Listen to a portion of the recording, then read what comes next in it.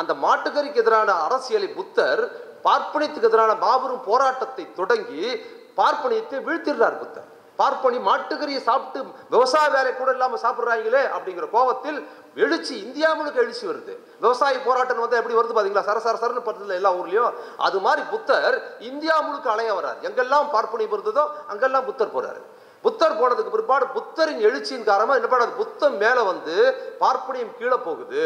எந்த மாட்டுக்கறி அவர்களின் 3 நேர உணவாக இருந்ததோ அந்த மாட்டுக்கறி தான் அவர்களை கீழே தள்ளுச்சுன்னு சொன்ன உடனே மாட்டை புனிதப்படுத்தி நீ என்ன கறி வேணுமாலும் சாப்பிட்டுக்கோ, மாட்டுக்கறியை விட்டு சாப்பிடக்கூடாது, மாட்டுக்கறி மாடு புனிதமானது, கோமாதா குலதெய்வ கான்செப்டை வேத காலத்துக்கு முன்னால கிடையவே கிடையாது.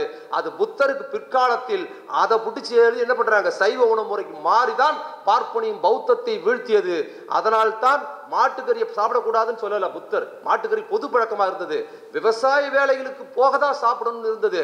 அப்புறம் இவங்க என்ன பண்ணிட்டாங்க, நீ எதை வேணாலும் சாப்பிட்டுக்க, மாட்டுக்கறி கடவுள், அதை உலகத்துல எங்கேயுமே கிடையாதுங்க. அசைவம்னு சொன்னா உலகம் முழுக்க 2 உணவு முறையில பிரதானமான உணவு முறை மாட்டுக்கறி. இந்தியாவில் 3 உணவு முறை, உலகம் முழுக்க உணவு முறைன்னு எடுத்தீங்கன்னா 2 உணவு முறை தான். ஒன்னு சைவம் வெஜிடேரியன், இன்னொன்னு நான் வெஜிடேரியன். இந்தியாவில் அப்படி கிடையாது. இந்தியாவில் 3 உணவு முறை பழக்கம். ஒன்னு சைவம், இன்னொன்னு அசைவம். அசைவத்துக்குள்ளார உட்பிரிவு மாட்டுக்கறி சாப்பிடுறது உண்டா இல்லையா? அசைவம் சாப்பிட்றவங்க மாட்டுக்கறி சாப்பிட மாட்டாங்க தெரியுமில்ல. அசைவத்துக்குள்ளார மாட்டுக்கறி கிடையாது இந்தியாவில், கேரளாவை தவிர, நாகர்கோவிலை தவிர. அசைவம்னு சொன்னா இங்க மாட்டுக்கறியே கிடையாது. இப்போ ஹோட்டலில் போய் உட்காந்தாலும் சரி, வீட்டில் உட்காந்தாலும் சரி, சிக்கன் சாப்பிட்றீங்களா, மட்டன் சாப்பிட்றீங்களா, ஃபிஷ் சாப்பிட்றீங்களா, அது மாட்டுக்கறியே வராது. ஆனால் உலகம் முழுக்க அசைவம்னா முதல்ல மாட்டுக்கறி தான் ஃபர்ஸ்ட். பன்றி இறைச்சி கூட இஸ்லாமிய நாடுகளில் தடை செய்யப்பட்டது. ஆனால் மாட்டுக்கறி எல்லா நாட்டிலையும் உண்டு.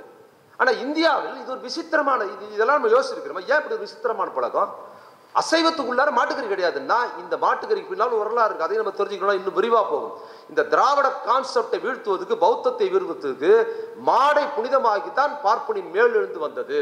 அதனால தான் மாட்டுக்கறி ப்ராட்டஸ்ட் பண்ணி மாட்டுக்கறி சாப்பிட்றவளை என்ன பண்றது, இழிவாக சித்தரிப்பதுங்கிற கான்செப்டை உருவாக்கி நீ எந்த கறி வேணுமாலும் சாப்பிட்டுக்க, மாட்டுக்கறி சாப்பிட்டா நீ இழிவானவன்னு சொல்லி பார்ப்பனியத்துக்கு எதிராக போராட்டம் நடந்த போது பார்ப்பனியத்தை நீ என்ன சொல்றது, நான் என்ன சாப்பிடக்கூடாதுன்னு ப்ராட்டஸ்ட் பண்ணவர்கள் மாட்டுக்கறி சாப்பிட்ற பழக்கம் உள்ளவர்களை மாட்டுக்கறி எல்லாரும் மாட்டுக்கறி சாப்பிட்டு போது மாட்டுக்கறி சாப்பிடாத ஒரு பிரிவை உருவாக்கி மாட்டுக்கறி சாப்பிட்றவங்களை தள்ளி வைக்கிற சமூகமாக இந்த சமூகம் மாறுச்சு. அப்படிங்கிறதுல உணவில் இருந்து ஆரம்பிக்கிறது பிரச்சனை.